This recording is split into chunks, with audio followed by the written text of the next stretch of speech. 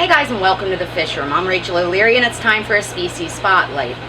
Today I'm going to do another plant for you guys, and it's one of my favorites. It's almost bomb-proof, grows in a wide range of conditions, and is gorgeous, and that is Anubias. Now there are tons of types of Anubias, so I pulled a few of the most common and my favorite to show you guys not only what they look like, but how to split them, propagate them, and plant them in our aquarium.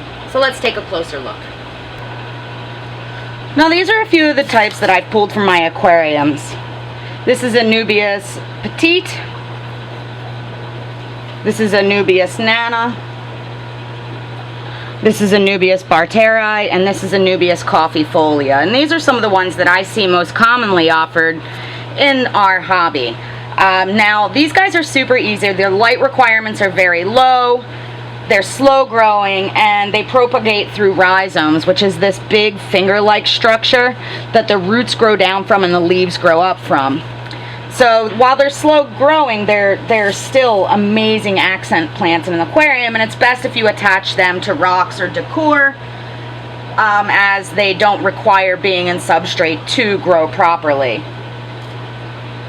Now they're native to tropical Central and Western Africa, where they grow in rivers and streams, both emergent and underwater depending on the season. So they're extremely easy and not very palatable, so they're often a good choice in tanks with fish that nip plants. And one of the things that you need to do to maintain this plant is to make sure you remove any of these dying leaves. Now people are like, oh no, Anubias are so slow growing, I don't want to remove any leaves. But as you remove these leaves that are damaged or have algae, you're actually allowing the plant to send more nutrition to healthy growth.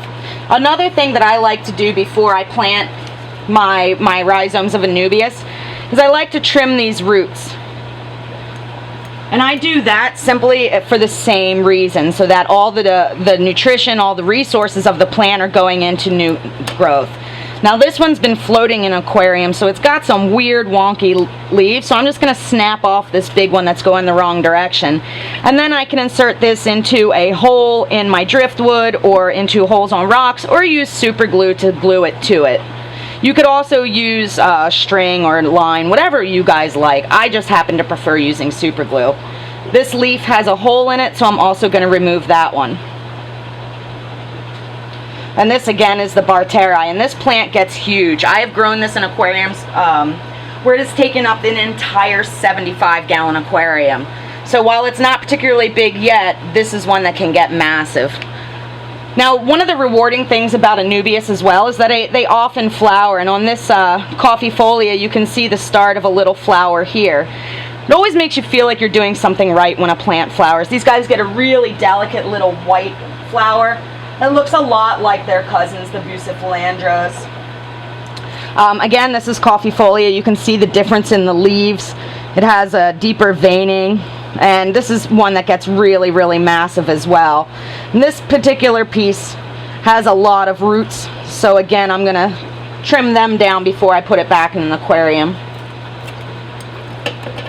I don't need to get rid of any of those leaves necessarily, though. This was the Nana, and the way that both of those rhizomes are relatively small, I could split them, but I don't need to.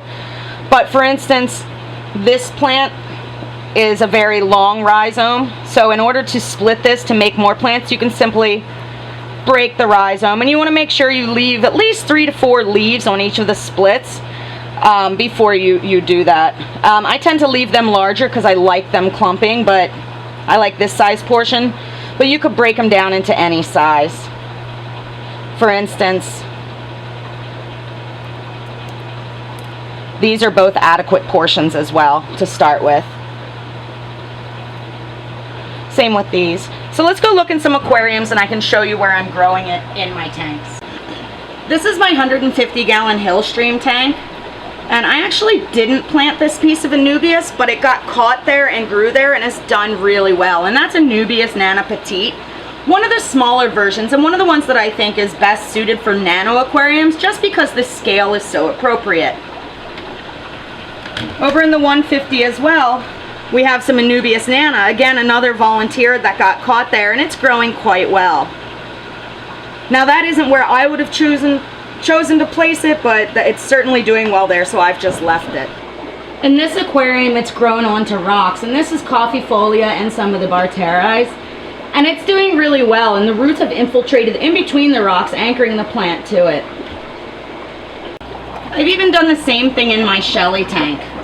Just let it creep onto the rocks there, and if you look closely, you can see how those roots are growing across the rocks and holding the plant in place, and it's already doubled in size since I put it in here. This little nano aquarium as well has several varieties of Anubias in here. The one on the far left there is Anubias bonsai, and it's similar to petite, but it grows in a more upright fashion. To the right here is more of the Anubias petite, and then this is Anubias Nana. All three are well suited to small aquariums. You can also see a larger Nana up here, growing bigger because it's closer to the light. I really think that Anubias are a fantastic first plant for people to try in their planted aquariums.